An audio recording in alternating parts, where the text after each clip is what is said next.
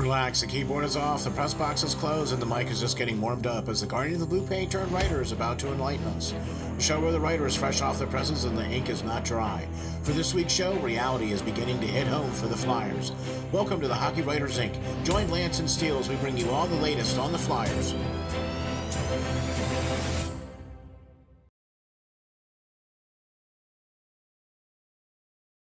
Hi guys, welcome back to the Hockey Writers Inc. As always, I'm your host, Lance Green.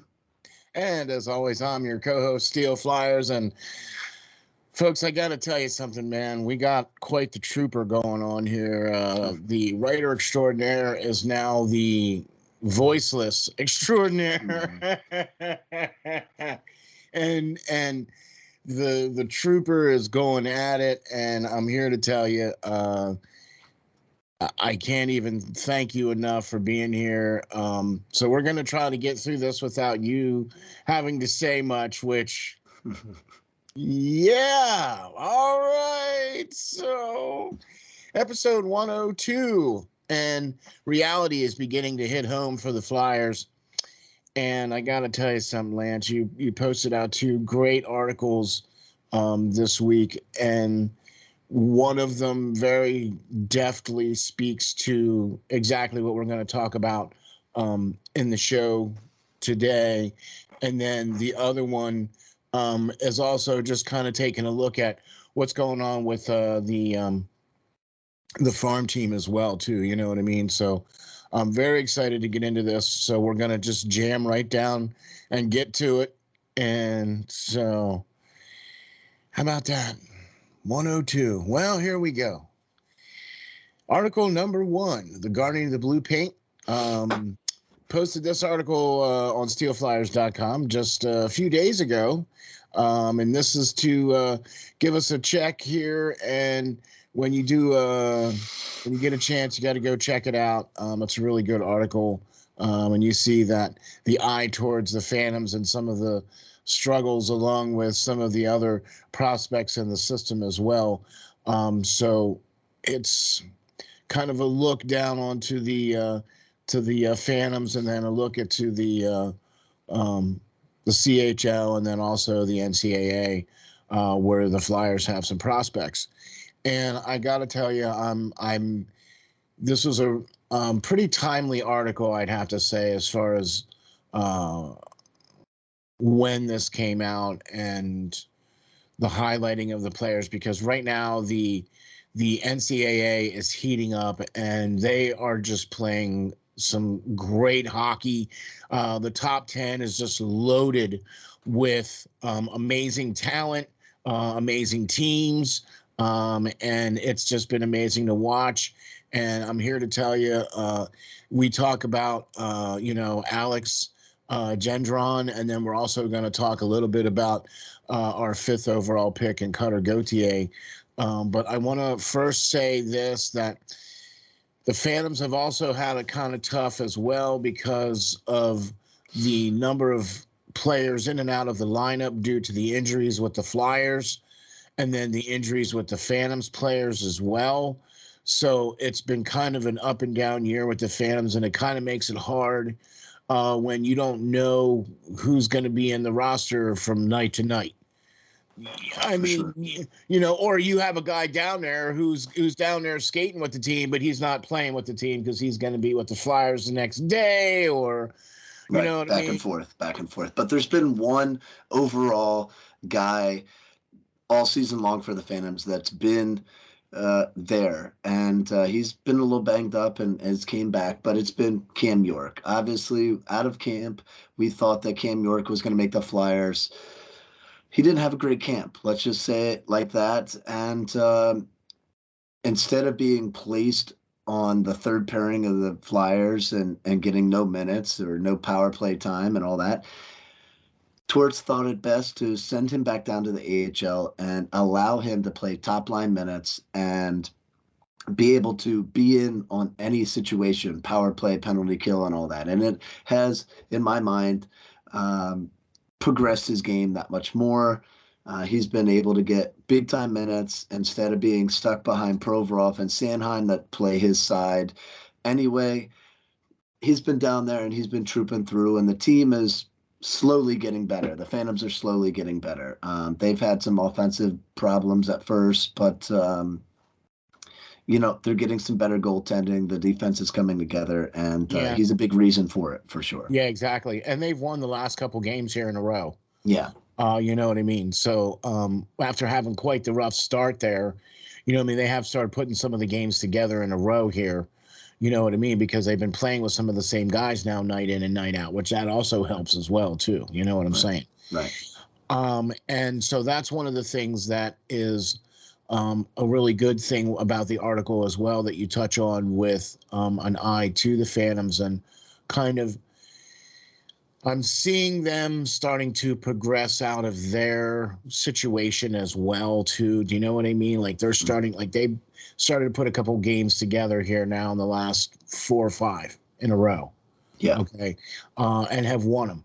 You know, and you're right. They have had better goaltending, but they've also had a much better participation from Cam York, and the defense from the Phantoms as well has played significantly better over the last couple of games, and they've done a lot better as well too with some of their Ronnie Attard playing really well, and Cam York also contributing and playing well as well too. Had a little bit of a scare there where he was carted off the ice a couple of games ago, but then was able to.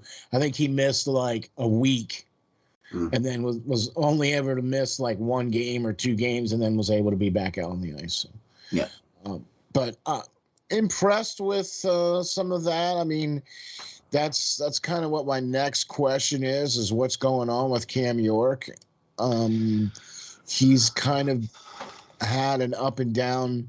He started out by saying that he didn't make it out of camp and he was sent down, and now you're right, now he's playing top line minutes, he's playing in all situations. How's he doing?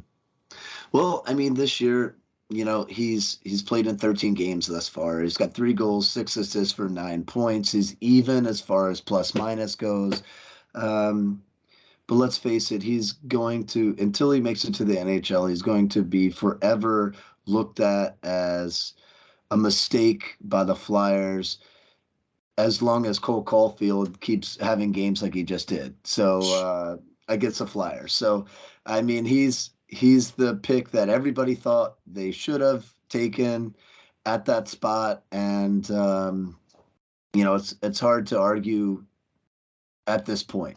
Maybe 5 years down the road when Cam York has asserted himself as a top 4 defenseman in the NHL, might be a different story. But right now, it's tough to beat. So he has a lot of weight on his shoulders there. The Flyers look to him to be that prospect that they thought he would be, and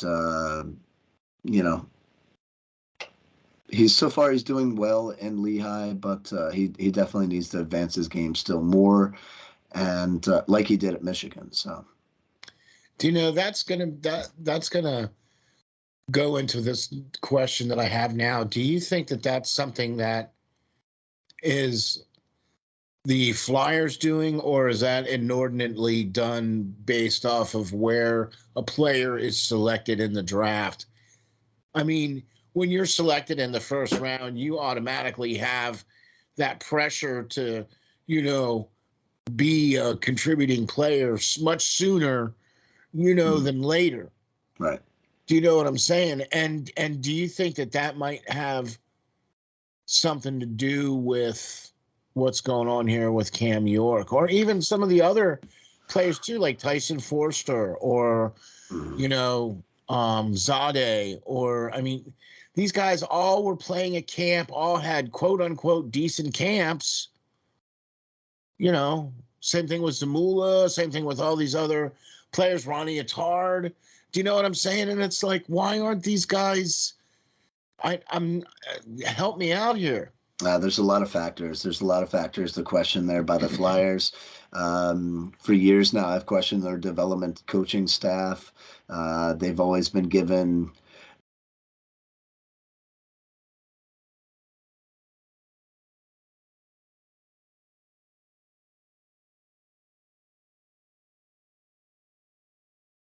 just to retired Flyers with no real sense of, coaching ability behind it. They were great players, but maybe not great coaches.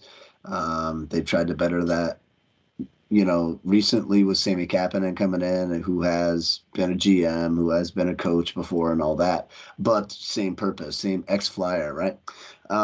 Then you move on to training staff as well, and keeping these guys healthy, which, Bobby Brink was supposed to be a great asset to this team as well. And, coming out of NCAA leading point producer, he's hurt for a substantial amount of time. So yeah, it raises a lot of questions for sure. We all know people get injured. We all know people progress at different rates, but it's just questionable with the amount of talented players the Flyers have selected in years past, at the point they were selected, at the point they developed in the NCAA or other leagues, CHL, whatever, to the point where they joined the professional ranks after being drafted and playing for their junior teams or collegiate teams. And then they just stall in their progression. And that raises a lot of eyes and eyebrows in my mind. So it's something that definitely needs to be looked at. And this management really hasn't dove as deep into it and tried to find the root of the problem. Because I think they have drafted pretty decent. Obviously, the Cole Caulfield and different mistakes in the past, Nolan Patrick's over Cal McCarr's, of course, were flubs. But it's easy to play armchair quarterback or something. Armchair GM. Right, armchair GM, whatever you want to do, when, 2-3 years down the road now. But I don't know. There's a lot of questions there. There's a lot of questions. Okay, speaking of questions now, one that you did bring up in the article you touched on was our prospect in the current NCAA playing in Boston, and that is the guy that you and I both very much liked this draft pick. This was the player that we felt would have been a good selection for the Flyers had they the opportunity to select him at this particular position. And they did, and they've selected him. And he's paying dividends now in college. Yeah. I in my mock drafts, I'm pretty spot on, usually, especially in the early rounds. What do you know again? Yeah, I predicted the Flyers should select Cutter Gauthier, and I also predicted Tyson Forster before him. I think Cutter is going to be a step above, Tyson Forster, though, for sure already. He is playing for Boston College this season, where he's played in 8 games. He has 6 goals, 3 assists for 9 points. So he's got the offense down. I think he needs to work a little bit on his defense. He's a -3 right now. But the guy can score. He's a big body winger, taking us back to the power forward days of old, where the Flyers had a lot of success with, Simmons, Hartnell, John Leclerc, Knubel, you name it, right? Bigger guys. Bigger guys. Yeah. Make some puck battles happen along the boards and everything else and in front of the net. All great things. So there's a reason why they drafted this kid. I think that me personally, I would have, for the fan base alone, I would have had him stay with the Flyers. But I think John Tortorella knew that the team would be struggling at best, like they are currently, and it rightfully so. Maybe getting some time and to build his confidence and game further down at the collegiate level for maybe a year before he joins the Flyers next year. So who knows? But everything looks great with Cutter. He was a great defensive player in U.S. development program and all that. I think it's just a little bit of culture shock. He's playing against some older guys and everything like that, and big body guys, more physical game in the collegiate ranks. So I think he's got the body for it. He'll he'll tighten up a little bit in that regards. But I do like this pick. I do like this player, and I think he will be a great player for the Flyers in the near future. I like watching his highlights too, because he's such a good skater already.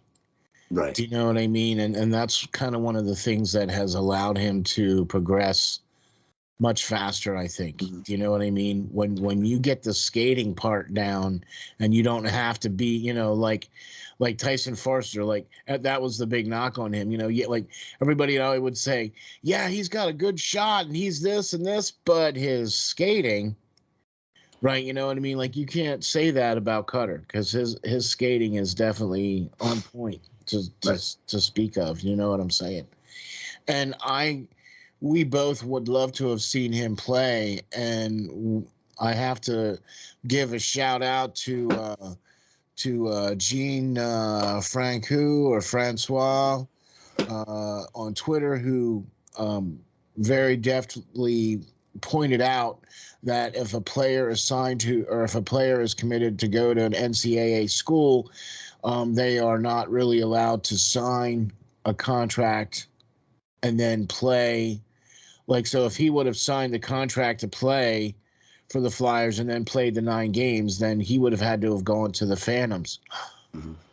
But he was committed to go to college, and so that's what, really appreciate the shout out there for that correction and or update on the rules. So really appreciate that. So keeping us straight, you know what I mean? I knew there was something. There's always something there. Yeah, there's a lot of strings in there, but I mean, players decommit from schools all the time. It's just a little late at this point to decommit from such a prestigious school and somebody that a school that would, vastly gain him some experience and stuff as well. So, as much as the team wanted to see him here and the fans, he's probably better off at least going this season, given the team where they are. So exactly. So I mean, it's great, and that's why we love doing this, because we love the input from you people out there and you great fans and all your great support. By the way, I just want to say that on feedspot.com, the blog for the top 10 best Philadelphia Flyers podcasts, and Hockey Writers Inc. is ranked number 10. I think it was top 15 or something they did. It was the top 15, but we're ranked number 10. Yep. So thank you, everybody, for that. I mean, oh my gosh. When I saw that link popped up and I clicked on it and went, wow, all right. OMB Puckcast is like 6th. Mertitas is on there. You know what I mean? The one that Jordan Hall does is on there as well, too. You know what I mean? And I think the guys from High and Wide, I think, are on there as well, too. And then we're ranked 10th. And I was like, yeah, man, thank you, everybody. Especially folks like Cryptic Cowboy, I mean, dude is all over that, man. Thank you very much for your support, and really appreciate everything that you guys do out there for real. And while we're on it right now, I want to do a quick little shout out to East Van Phil. Hope you're feeling better. We know that your dog is missing you and everything like that. So hope you're feeling better, and hope everything's going well with you too. So, keep hanging in there, man. We're wishing for you to feel better. So, I'm really liking Cutter in college. And talk to me about Alex Gendron. What is it about this guy here that is in the CHL? Yeah. So we all know that Chuck has had some questionable picks early, like we talked about with Cam York over Caulfield. But where he's been able to have his bread and butter is the later rounds. And this guy being the next in line there.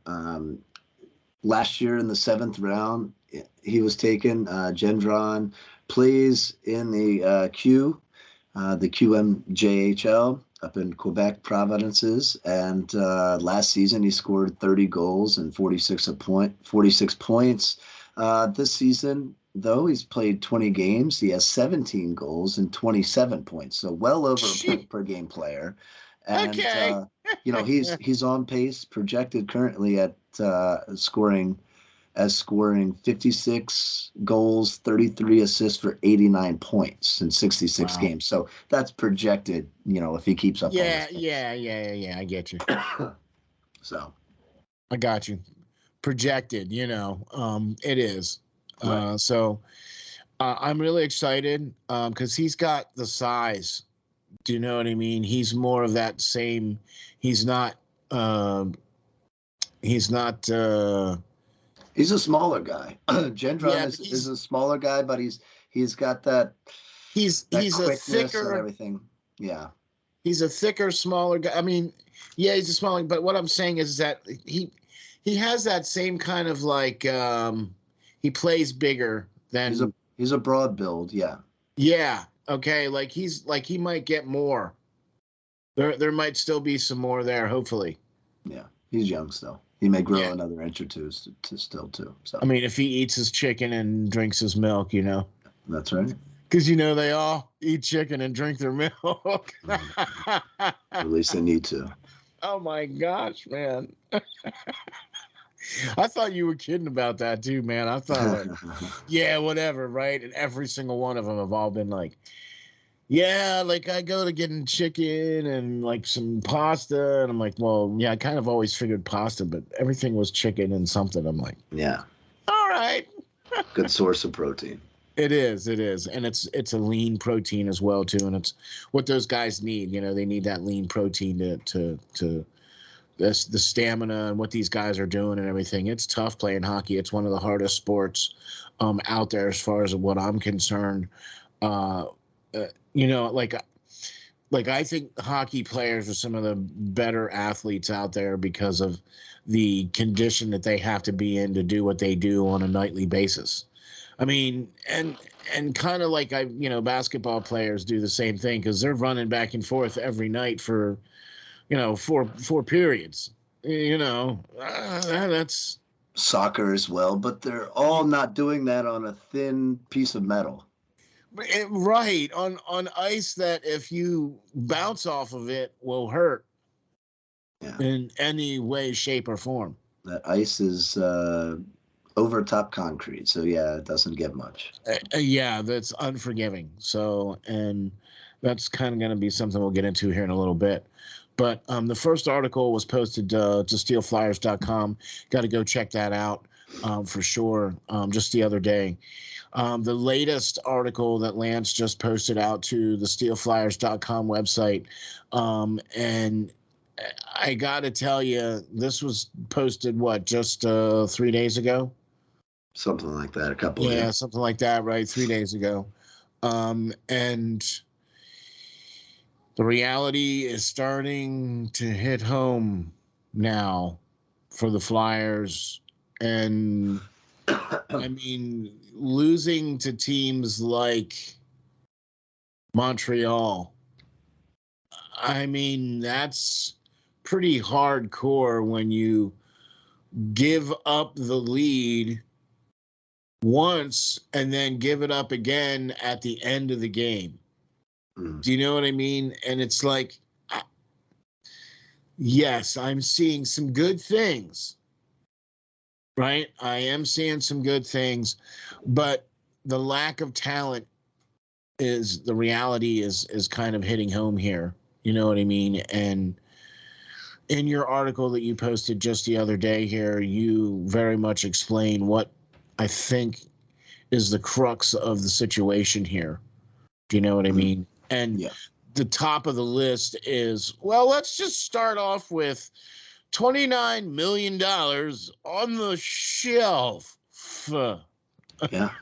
But I mean, even more now with Travis Konechny going out and Scott Lawton is a Scott little Lawton banged now up, and, too. Yeah. so that was before this was written, before either of them went out. Guy. Oh So I mean, man.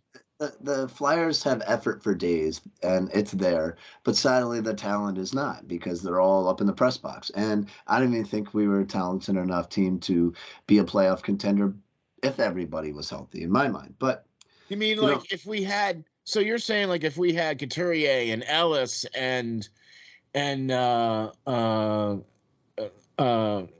Van Atkinson, Riemsdyk and all them, yeah. right, and JVR and Brink, right, and if we had all those guys, you're saying that still this team would not have been a playoff contender? I think they may have possibly squeaked into the playoffs, but I don't think that they would have done enough to be a true contender. No, I don't think so.